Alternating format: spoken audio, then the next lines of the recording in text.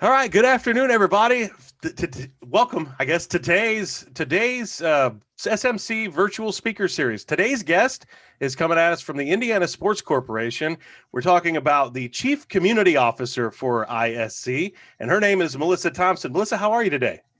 I'm great. Thank you for the invitation to be here. I'm very excited about it. It's a beautiful day outside. It's a little cold, but we're headed into Christmas. And Melissa, I just wanted to kind of hand you the floor a little bit and just let you tell us a little bit about your background, kind of like where you're from, things like that. Just kind of introduce yourself to the audience. Sure. Like Jeff said, my name is Melissa Thompson. I'm the Chief Community Officer at Indiana Sports Corp. I actually grew up in Indianapolis on the east side. And sort of my good get to know you question or answer is that I was homeschooled for the entirety of my elementary, junior high, and high school career. I then went to Indiana Wesleyan and worked full time while I was there. Worked for the city of Indianapolis. I started working for them and worked for the city for about 13 years. I'm holding a variety of different jobs there, and then have had a couple of jobs which we can get into in a few minutes, but then came to Indiana Sports Corp in May of 2018. And I have a lot of things that fall under me. It's kind of a catch-all for our senior team. I manage the bid process for all of our events. So bidding on new events that are coming to Indianapolis. I also manage our statewide association of sports tourism professionals. I do all of our government affairs. I do some of our community outreach and organizing that. And then I also manage our board. We have a 50-member board. And so I manage all the interaction with them and all the paperwork associated with all of that. So, and then in the last, as Kyle can attest to, in the last 3 to 4 weeks, I have become the testing guru for Indiana Sports Corp as we are trying to put on basketball events and other events here in town.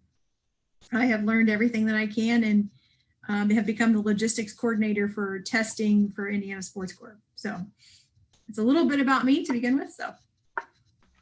So tell us a little bit about your role as Chief Community Officer, right?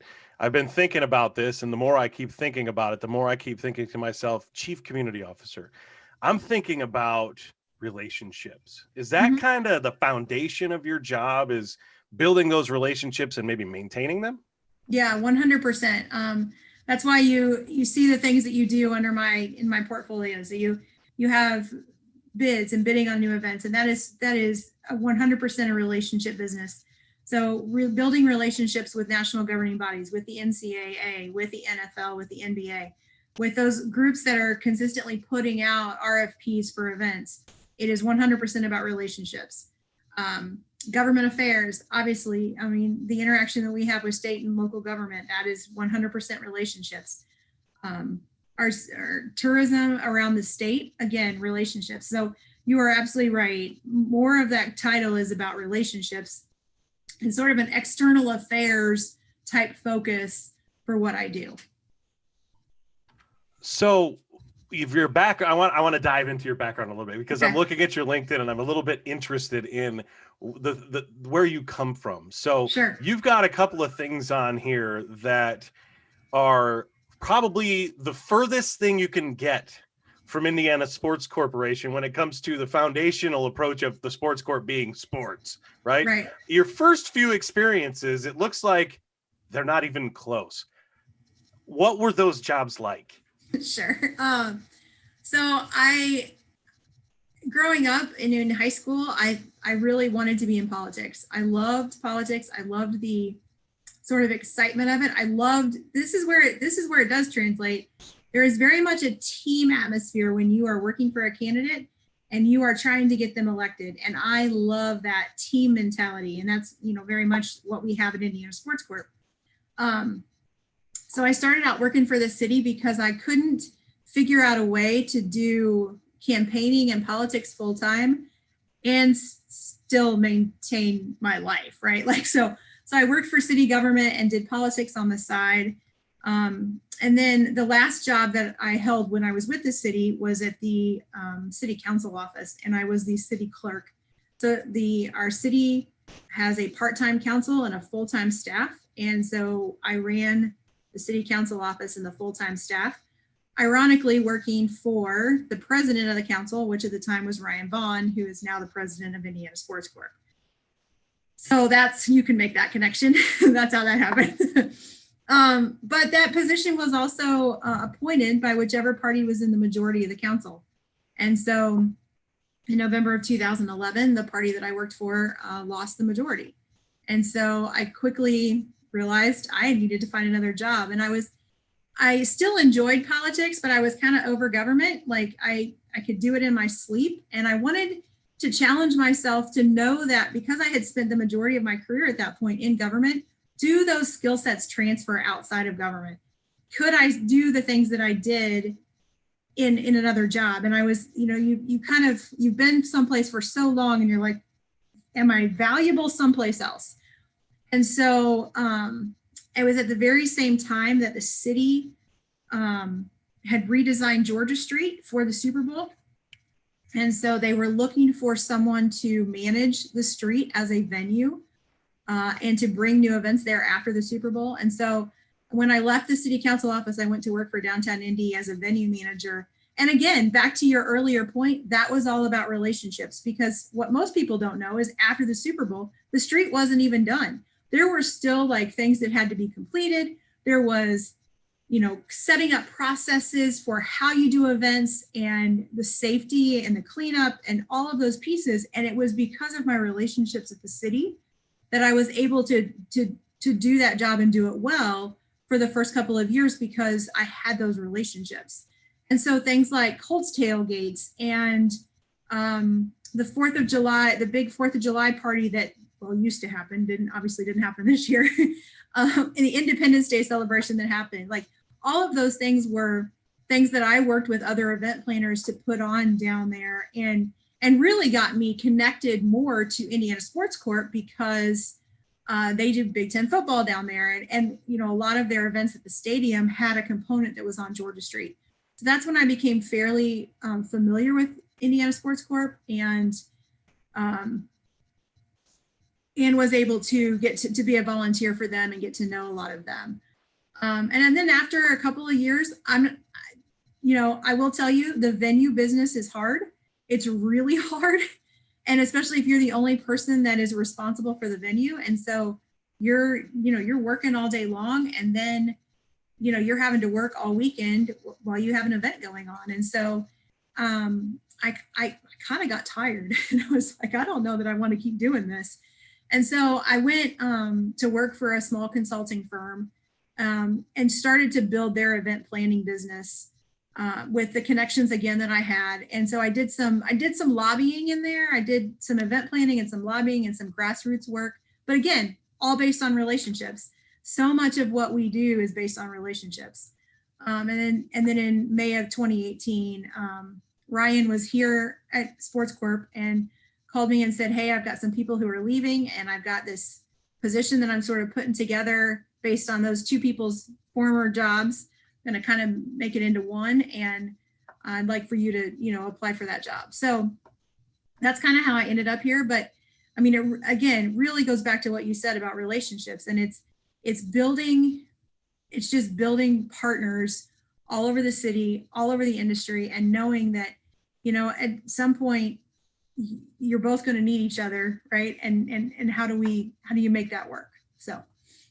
So I'm a big West Wing nut. So I'm a bit of a political, I kind of like the politics, but I could never see myself in a political role because I'm not really a diplomat, nor am I really a politician in any way. But yeah. I'm thinking, you just said something about the skill set, right? Mm-hmm. What was the skill set you needed to have in politics that you were afraid whether or not it would transfer over to your job at the ISC? I think at the time I thought, I knew budgets inside and out. I knew the criminal justice system inside and out. Like, who needs to know that? But I did. But I understood taxes and I understood budgets but I did understand relationships.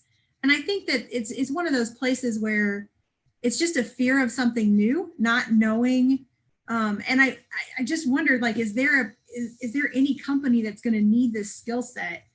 And turns out there's a lot of places, like there's a lot of people that have worked for the government or worked in politics that have gone on to other very successful careers. But it helps me in relationship management in Indiana Sports Corp. And then a huge part of what we do when it comes to bids and bidding on new events is knowing what those numbers are, knowing what budgets look like, how much is it going to cost the city, how much is it going to bring into the city, and what's that balance, and figuring out if it's worth it and what the ROI is. So there are a lot of things that I did before that translate over to what I do at Indiana Sports Corp. So let's talk a little bit about, you mentioned in your job description that you do a lot of the RFP, which I would like for you at some point in this answer to define RFP for some of these students that don't know what an RFP may be. Sure. And also though, with the bidding process, what do you go through with the bidding process? How does that work? Kind of walk us through what you guys have to do in that bidding process. Because I know some events like the Super Bowl is a much further out bidding process than some are. But what do you have to go through for all of that? Well, so we'll start with RFP. What does that mean? It's a request for proposal.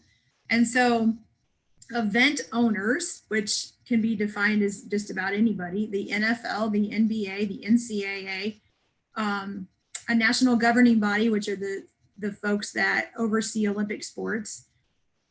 They put out, when they want to have an event or they're needing to have an event, they will put out a request for proposal to cities and ask them to bid. And they're looking for the best, basically the best deal that they can get. And they're looking for your creativity, right? Like there's so much that goes into, specifically, let's use the Super Bowl as an example. We were the first city to ever have a Super Bowl village, and that was on Georgia Street.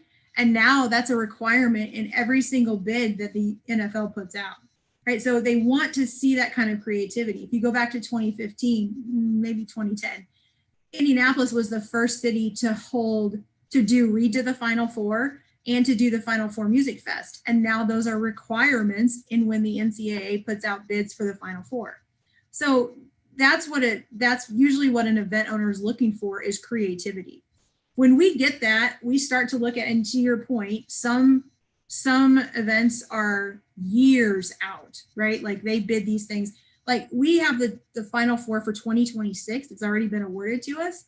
And as soon as this Final Four is over in 2021, the NCAA will put out the RFP for 27 through 31.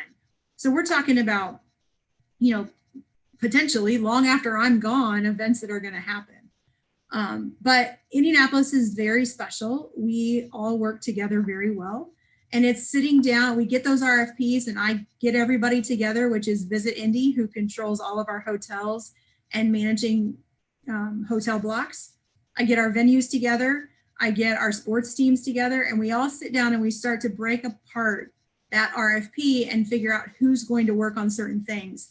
And then it becomes a big marketing push of selling the city with the best of all of those things, right? We have some of the best venues in the country, and then we also have great hotel partners. So it's really about being creative and figuring out how to make us stand out from other cities. Why are we different?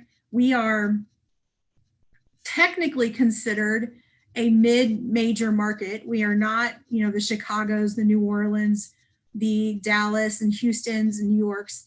And so we have to work harder to get people to want to come here. Now, one of the best parts is we have a very walkable downtown. We have a city that is within a day's driving distance of 80% of the country, which, all those things work in our favor. We have the number one airport in the country for 8 years straight, and it's 15 minutes from downtown. And then once you get downtown, you can get dropped off by your Uber, or you can park your car and never have to get in it again. So there are things that we consistently use to sell the city. One of the things that we always have to figure out is a lot of times these event owners, in addition to wanting all that creativity, they want some sort of bid fee. They want you to also pay them money to bring your event, because they know the impact that their event has on the city.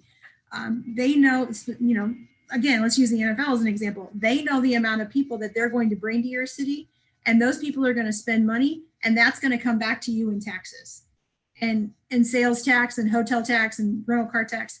And so that's what we call economic impact. And so we look at the economic impact from that event to the city, and then determine what we're willing to pay as a bid fee. Does that answer? Absolutely. No, it was great. No, that was, a lot of people don't understand that proposal process where they come in with an RFP, and then you have to suddenly organize everything and then come up with the cash to make it all happen for something 5 years down the road. Right, exactly. And that's what a lot of people. Exactly. Yep. Now, you talked about hotels. We've got some students, and we're being the tourism event and sport management industry, right? We're all of it together. And a lot of students don't seem to understand, I guess, how sports and tourism are tied. They don't understand. They seem to think sports, I'm not interested in sports. Okay, well, you may not be, but how about the hotel that's going to be full of an entire football team for at least one day? So, they don't seem to put those two and two together right away.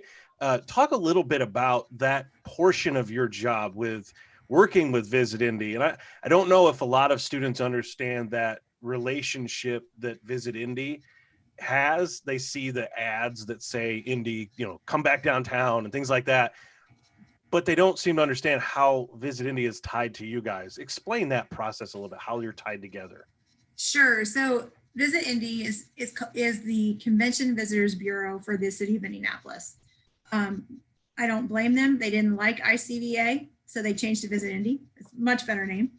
But they manage the relationships with the hotels, and they are the conduit between, for the most part, with conventions that are in the convention center or happening in hotel ballrooms to the hotels and to bringing all those people to Indianapolis. Their goal is to sell the city to people outside of a 50-mile radius of Indianapolis. Downtown Indy is their goal, to sell the city to people, to bring people downtown within a 50-mile radius. They don't sell convention center, but when we need to have, when we want to bid on an event, a sports event, we obviously have to have hotels. And a lot of times there is a component that will go in the convention center. So we always are working with them. We work very closely with them. They have a sports salesperson who is my contact, and she and I talk, several times a week to work on what's available, because one of the things that Indianapolis does struggle with is that we are one of the best convention cities in the country. And so we struggle actually from the sports side to be able to have enough hotel space when we want to have an event. Conventions are booked. They're booked through 2032 right now. And so then when I go to Jeanette and I say, hey, I want to do XY sporting event in 2022, she's like, sorry, we are out of space. We have no hotel rooms. So it is definitely a challenge. It's like Tetris all the time, figuring out where all the pieces, and this year's been a whole different ball of wax. But to kind of back to your point about football teams, right now there are some hotels downtown that are not even open and haven't been open since March. However, they do open on the weekends for football teams or for basketball teams that are coming in. We got creative a couple of months ago and figured out a way to set up a couple of basketball courts in the convention center because there's nothing happening in there. And we have been quietly hosting college basketball games in the convention center. All you need are two teams, a hotel for them to stay in, a court, and maybe a TV crew, right? And some people to run the board like you do. But that's keeping some of our hotels alive right now. Otherwise, they have no other business that's coming in. So it is very much, sports is very, very much a part of the tourism industry. And in a city like Indianapolis, our hotels rely on sports. They know, those sales managers in the hotels know that they will knock off somebody else if they know basketball's coming, right? Like you may want to have your wedding in their hotel, but if the Big Ten shows up and says we want you're done. You're going to have to find someplace else. So there's a lot of, I mean, they know that sports is what is our bread and butter. So with everything that you were just saying, and I know it's all still preliminary and nobody knows the answers, but this is kind of a two-part question. This whole process with all of the NCAA tournament stuff, that all of the things that have flown about in the news about potentially getting, the whole tournament to come to Indianapolis, and on that with that, okay, question, I guess part one is, how are you guys working with hotels potentially to make that happen? If it does or doesn't, and whatever you can't speak to, it's perfectly fine. The second part of it is using the convention center, right? How feasible has that been for you guys as far as being able to use that for basketball? Sure. Well, the one thing, to the first part of your question and the hotels, most event owners, and the NCAA is no different, have their own sort of hotel liaison. So they work with a company called Anthony Travel, and they do all the booking of those hotels. And there is a lot, like there's a lot I don't know, and there's a lot that I can't talk about. But I think the plan is going to be to try to create a bubble type scenario, right? And so that means you're going to have to even increase the amount of hotels you have, because you can't have two teams on the same floor, right? You're going to have one team on a floor. So there's a lot that's going into that, and that Anthony Travel is managing and the NCAA is managing at this point, and they are working directly with Visit Indy. So we're kind of out of that process at the moment. But back to the convention center. We actually have been joking with the folks at the convention center that it's no longer the Indiana Convention Center, it's the Indiana Sports Center, because frankly, that's the only thing that's going in there right now, right? Like you can put a basketball court in one hall. Actually, last summer we did 2 courts in one hall, and you can, and then you're just monitoring how many people are in that room, right? And you're either testing them, you're checking their temperatures and doing a health screening when they come in the building. They're only allowed to be in the building 10 minutes before their game starts. And then they have to leave immediately, so that you're constantly, keeping everybody moving and out of there. You have to wear a mask while they're inside and not playing. If you happen to be able to be a spectator, you have to wear a mask while you're in there. So basketball, we're going to do volleyball here in a month, in January. Cheerleading's coming in early January. Gymnastics, USA Gymnastics just announced that their Winter Cup, which is a re-ranking of their men's and women's Olympic team, will be there in late February. So frankly, right now, sports is what's keeping the Indianapolis tourism business alive. So we're just bringing in as much as we can and hoping to keep everybody working. So you and I are not separated very much in age. So I'm looking back and saying, so the sports strategy of Indianapolis, right? Mm-hmm. Now it looks like with this whole COVID situation that sports strategy was actually brilliant, I guess you could call it, because now we're the people everyone's turning to fill their gaps, right? Right. Yeah. It cracks me up to think about it, right? Yeah. So with the not knowing about the NCAA and the Final Four, and this relates both to the potential for the tournament, but also to the Final Four for March/April.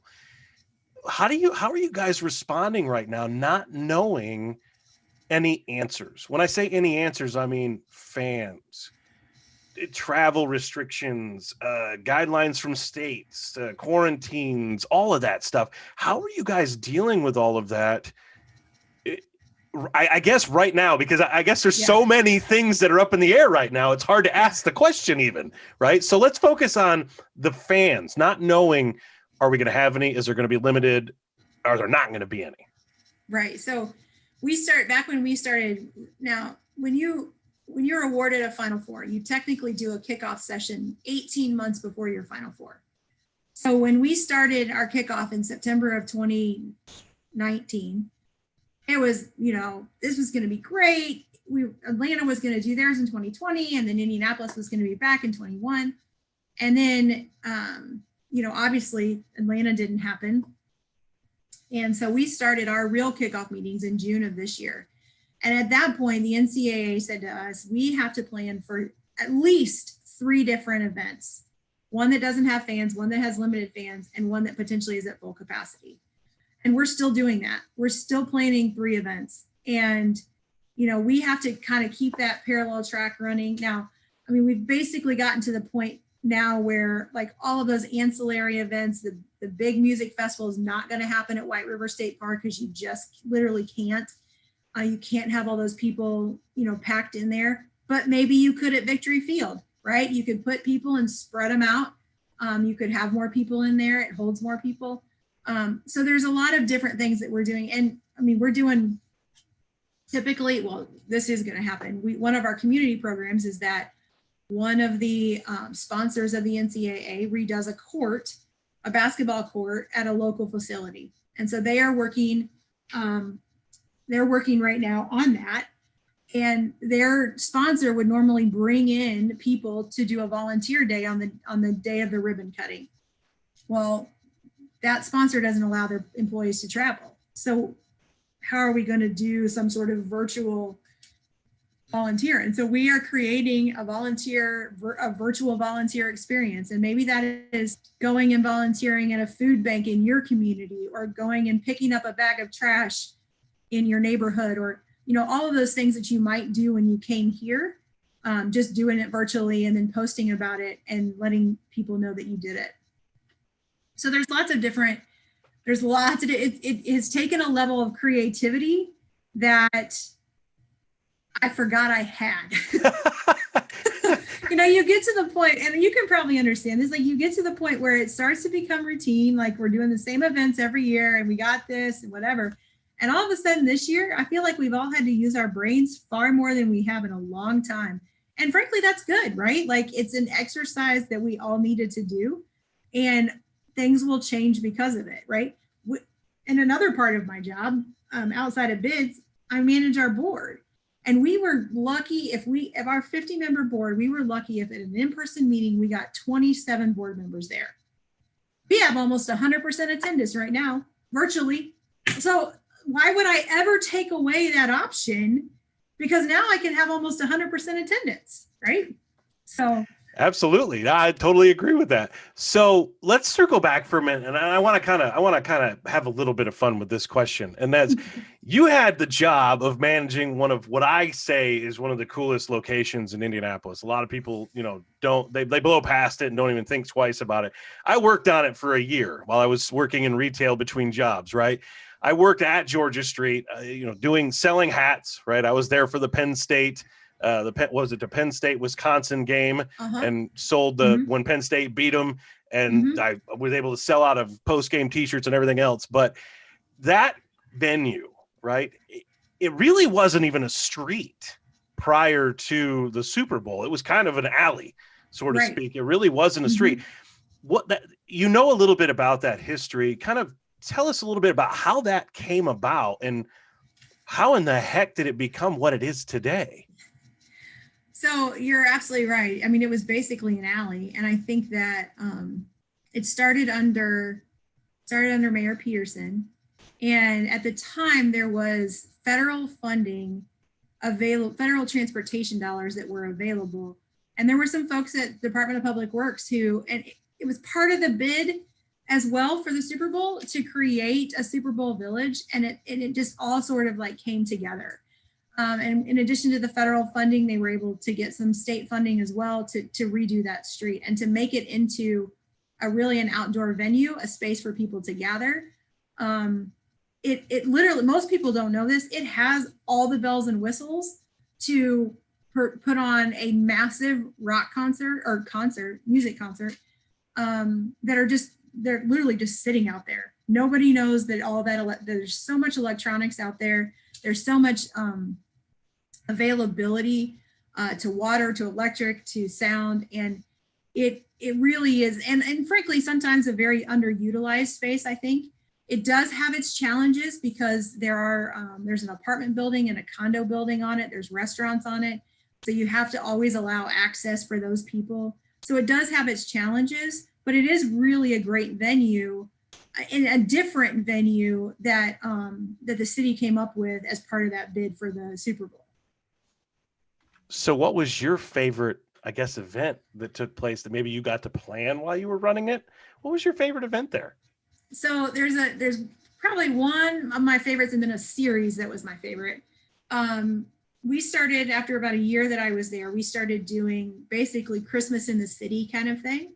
And so a weekend or two before Christmas, we partnered with St. John's Church, and they would set up sort of a Kris Kringle market type thing in their parking lot, as well as have a live nativity. And then we had all kinds of music and other games and things for families to come down and play. And it was all free. I mean, unless you were buying food, it was all free. And that was a great event. I mean, one of my favorite memories is going down there on the Saturday of that event, and it was snowing, and it was the most beautiful like picture in the middle of the city with all the lights, and it was snowing, and it just doesn't get a whole lot better than that. And then from a series perspective, we started Workout Wednesdays. And then we had kind of a wind down Thursday, which was a Thursday happy hour, and then Food Truck Fridays. Frankly, Food Truck Fridays were one of the most successful events that street ever saw. And the convention center used it when they'd have their big, specifically cheer and volleyball events. They could supplement the food offerings that were inside the convention center with food trucks outside. Gen Con used it. It was successful for Gen Con. So Food Truck Fridays probably has been the biggest hit of Georgia Street of anything. So. I was about to say Food Truck Friday was my personal favorite when I worked down there, and that was because the bacon station came, and anything related to bacon I was okay with. But it was always fun on Georgia Street. Now, a lot of people don't know the details about the Super Bowl Village, right? They hear about, well, we were the first ones to do it, and it became part of the NFL's bid process.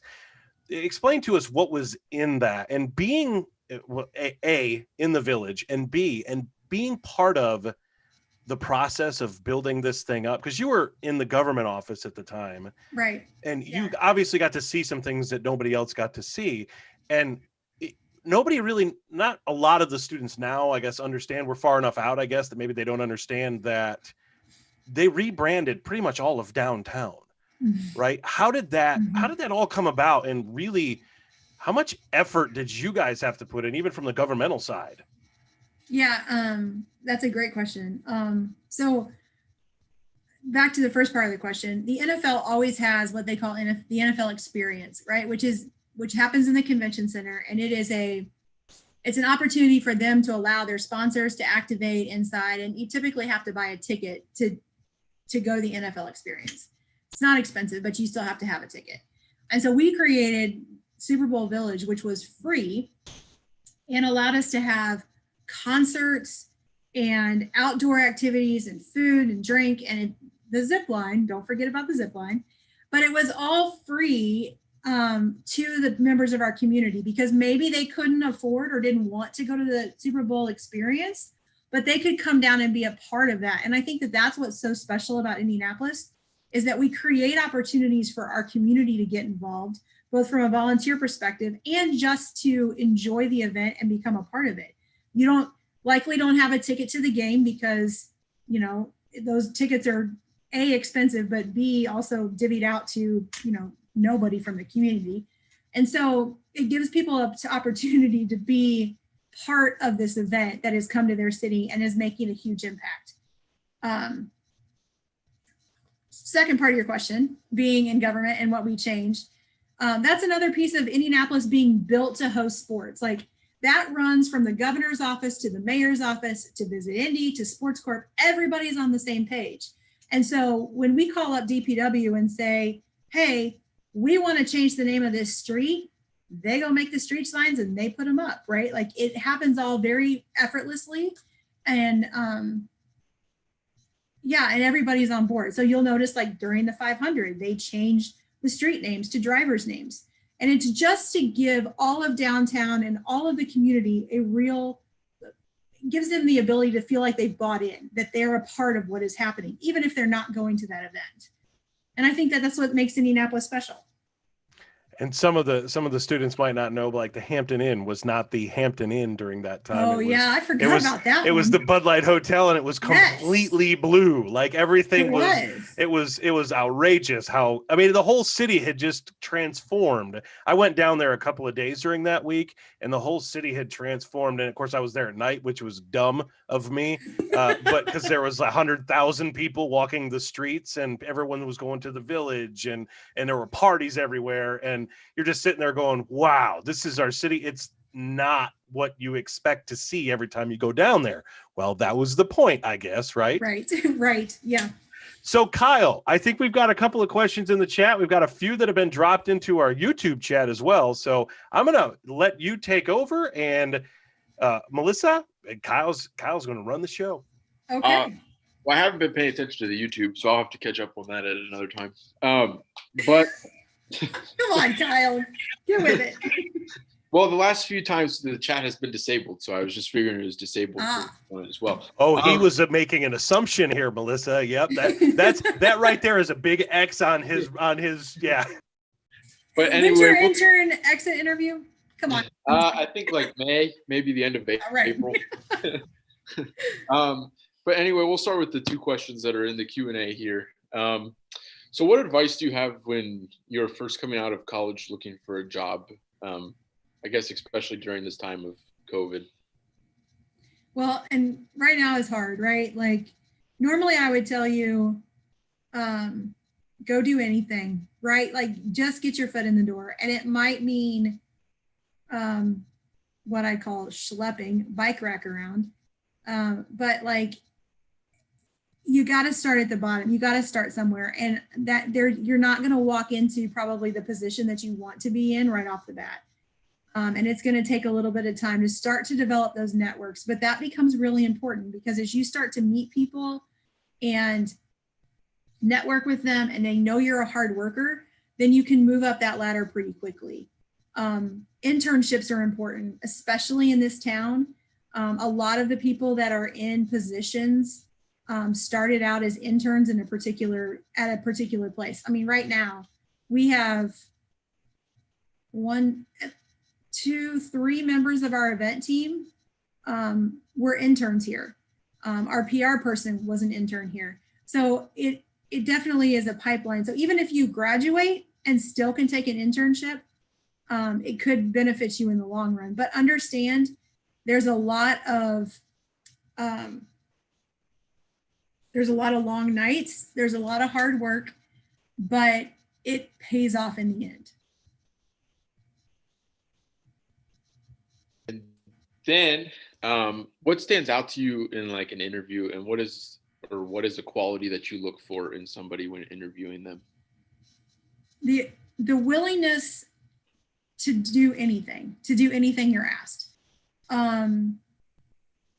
This business is, I mean, if you had told me 2 years ago when I took this job that I would have to learn about COVID testing and figure out the logistics and work with doctors and a lab and figure out how to make all that work, I'd have said, A, you're crazy, and B, I probably don't want to do that. But the ability and the willingness to do whatever it takes and whatever you're asked is one thing that really, really stands out. She's the doctor of Indiana Sports Corp now. Oh yeah, they have started calling me Dr. Thompson, which is not a good idea, but. So should you intern at a certain time during college or just intern whenever? So do you suggest, having an internship just during your senior year? Or do you suggest, having multiple experiences during your college time? I think multiple experiences is good for you. To our earlier conversation, the tourism industry is not just sports. It's not just the day tourists or bringing people here for a week or whatever to visit the city. Tourism industry is actually quite large, and it includes hotels, it includes restaurants, it includes places like Indiana Sports Corp, the Convention Center, Visit Indy. And so the more I think that you can expose yourself to the tourism industry, you can figure out what it is that you want to do and what your niche is. Maybe really it's being a banquet manager at a hotel, but you're not going to figure that out if you come just work at Indiana Sports Corp the last semester of your senior year, right? It may take you a while to figure that out. So I think the more you can do, the better off you are. Awesome. So we have did you just unmute yourself, Sherman? Did you have a question? I started to, but then I hit the wrong button. Oh, okay. Just wanted to make sure. So with hosting like different college events, whether that's, Big Ten football championship or obviously the Crossroads, we didn't host a Crossroads Classic, but the Inside the Bubble basketball games, how often does the NCAA like update ISC with guidelines and vice versa? How often does ISC update the NCAA with, different guidelines that you guys have to follow when, hosting these college athletes when they're under certain protocols? So the beauty of all of this is that the schools and the conferences are on top of all those rules, right? So there are some that we have to follow that we have to make sure we're on top of, but the majority of them, the schools are on top of it. So for instance, from a testing perspective, the schools have had guidance from the NCAA and from their conferences as to the frequency of testing and what kind of testing it needs to be. And so when they call us and say, hey, we want to come play, they can tell us where they're at in that process. We can help figure out how we can support them, because you may have, for instance, we had University of Richmond and Loyola Chicago on Friday night. Well, Loyola needed to have an antigen test because they'd already had a PCR test, and this is all more than you want to know. It's two different kinds of tests. But Richmond needed to have a PCR test. And so but when they come to your city, they don't have those resources to go find those on their own. And so we are able to help. Now, most of the time they pay for them, but they need those networks and connections to those kind of people. So the schools are pretty on top of it, and they can tell you what they need. It's not so much the NCAA. Now, obviously it will be when we get to the Final Four and potentially a bubble and for the whole tournament. But for right now, it's really what the conferences and the schools are doing. So I have a few questions regarding events. Oh, I forgot one. But anyway, what besides like the college football playoff and obviously the NBA All-Star game that's been moved to 2024, what's like another event that ISD has won a bid for that Indianapolis could like look forward to? So we actually have a couple that were moved from last year to this year. So we will host in late April, we will host FINA, which is the International Federation for Swimming and Aquatic Sports. And we will host a water polo tournament for 8 men's teams and 8 women's teams from across the world. And some of those teams will actually be qualifying their people for the Olympics. So it's actually kind of a really cool event. And then 2 or 3 weeks later, we'll host the Olympic trials for diving for the US team. So there are some really cool events that are coming. We also have a great lineup of NCAA championships that will start in 2023. We will host the swimming and diving championships for Division III in 2022. We consistently host, we have a great partnership with the Big Ten, and we consistently host we're the only place that the Big Ten football championship has ever been played. We hope that continues. We put out a bid for that, and we hope that continues. In 2022, we'll host the men's and the women's basketball championships in March of 2022 for Big Ten. So we have a lot on the horizon to look forward to.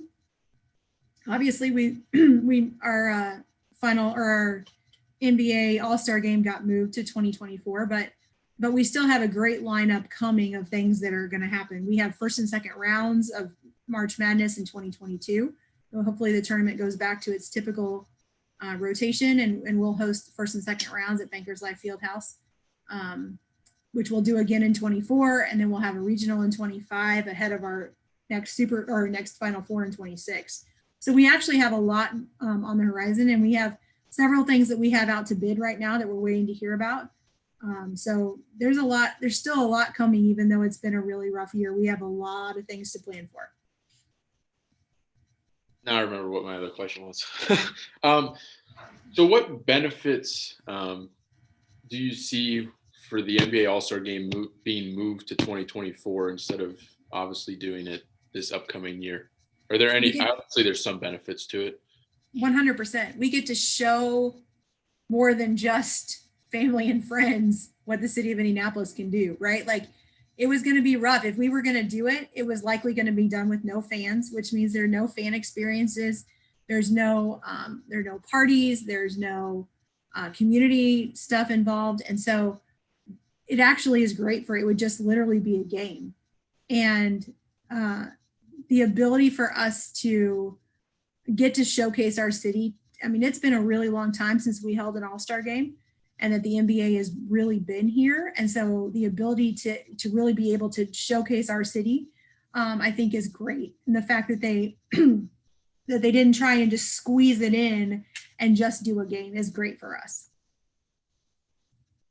When I see bids, for an event that they have already hosted, so, say the Final Four, how much of the presentation is based on success factors of the previous events, and how much is based on how ISC can make things better?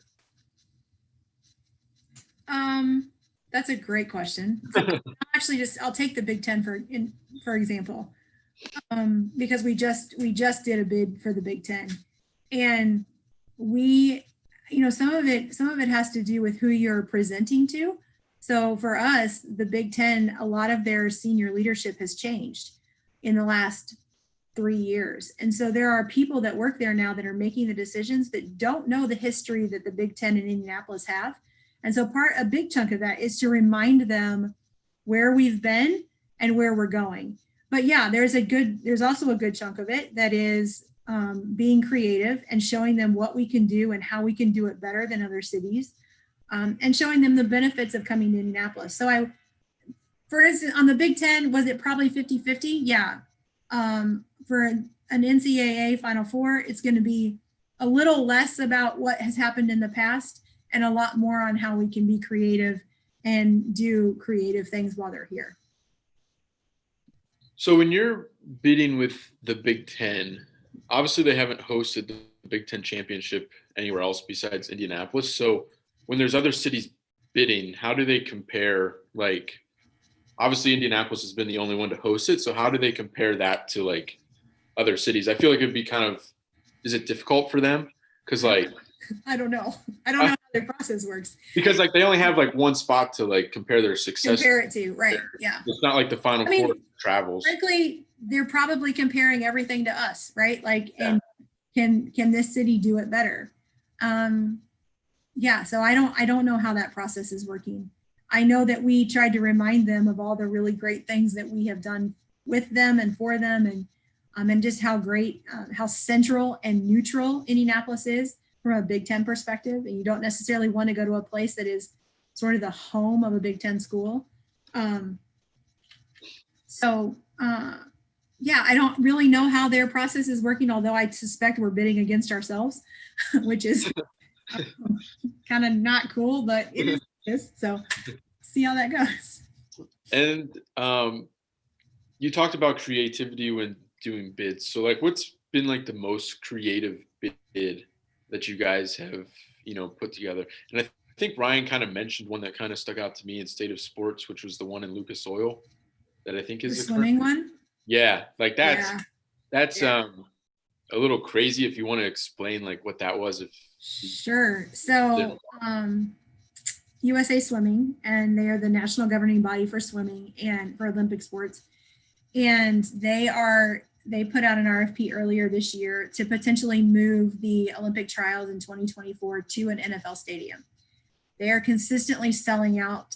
They currently build a pool in an old basketball arena in Omaha, Nebraska, and they are consistently selling out every single session in that basketball arena. And they believe that they could move to a bigger venue and do just as well. And so, yeah, we put together a bid for them that would build 2, maybe even 3 pools on the floor of Lucas Oil Stadium. And we would have 8 days of Olympic trials for swimming in the stadium. And the very, very cool part for us is that Indianapolis hosted one of the first ever Olympic trials in 1924 at Broderpool Park. There was an outdoor pool at the back of Broderpool Park, and that's where they held the men's Olympic trials. And that Olympics was held in Paris in 1924. And in 2024, the Olympics will be in Paris. So it's a very cool storyline. And we wove that storyline through our bid to just remind them that this would be the 100th anniversary. It would be an amazing place to celebrate 100 years of swimming in Indianapolis, and then heading to Paris for the Olympics. So a lot of our programming and creativity came around Paris and a Paris theme for, you know, those outdoor experiences that we would create for fans and the athletes when they're not competing. So how long does it take you to put something like that together, and who is in charge of doing that research? Well, I'll tell you, we got the RFP in at the end of March, and the bid was due July 1st. So we had 3 months, basically, essentially 3 months during the middle of the pandemic. Let's not forget that part, when we were all at home. But it's a huge collaboration. It is, you know, we had to work with engineers and architects and plumbing people and electricians to figure out exactly how much it would cost to build those pools. We had to work with our marketing team and our events team to come up with creative ideas for events. We had to work with Visit Indy for hotel space. So it was a little bit of everybody. And that's my job, is to be the sort of project manager that is parsing out all those pieces and then bringing them back together and putting together a product that we can submit to the rights holder or the event owner. The things people don't know about sports. All right. One last question before I hand you back to Sherman, unless he's going to say something. He's going to say I was something. actually about to comment. Do you remember, Melissa, the FINA short course world championships that were at then Conseco Fieldhouse?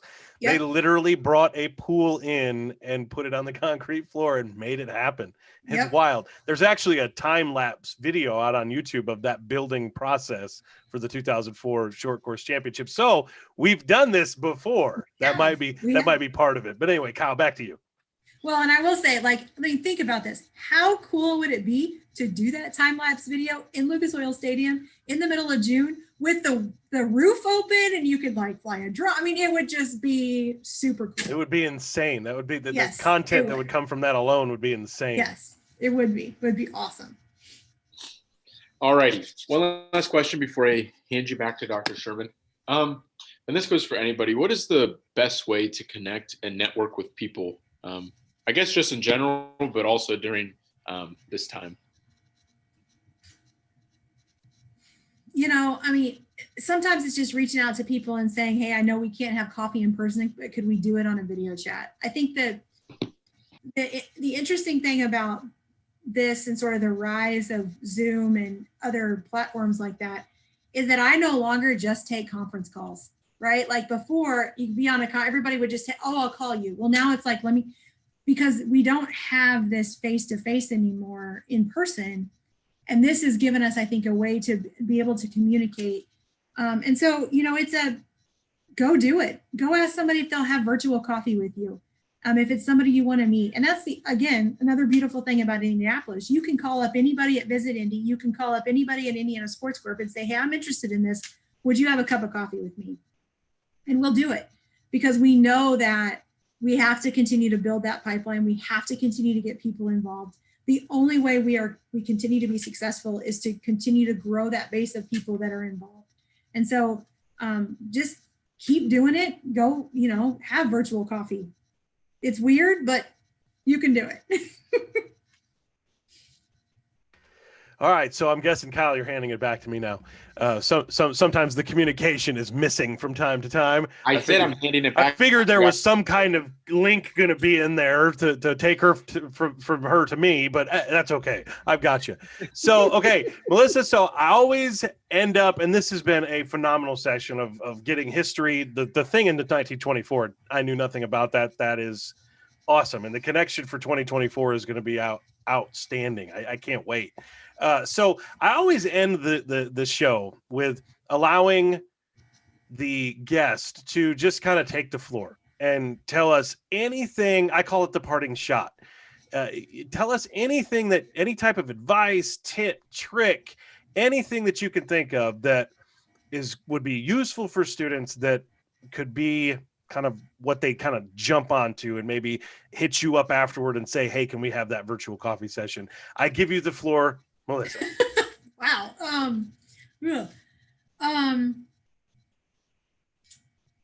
I really think it kind of goes back to what Kyle and I were talking about earlier. It really is the ability or the willingness to do anything, right? So often we have in our minds of what we want to do, and we've set ourselves on a course.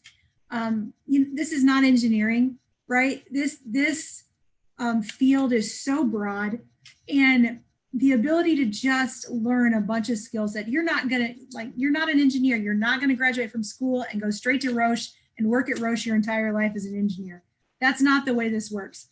And be flexible. Know that your career could take a zillion different paths, but every place along that path, you're going to learn something that's going to help you. And, a lot of those relationships that I had from government days came back to be very valuable this year when we were trying to get youth sports across the state reopened. And so continuing to maintain those relationships and just trying to be open and learn in every stage that you're in. But know that, your life's not going to be fluid. I mean, your life is going to be fluid, and there's going to be a different job around the corner, and somebody may call you up and say, hey, I don't know if this is something you're interested in. And it may not be something you thought you were interested in, but say yes.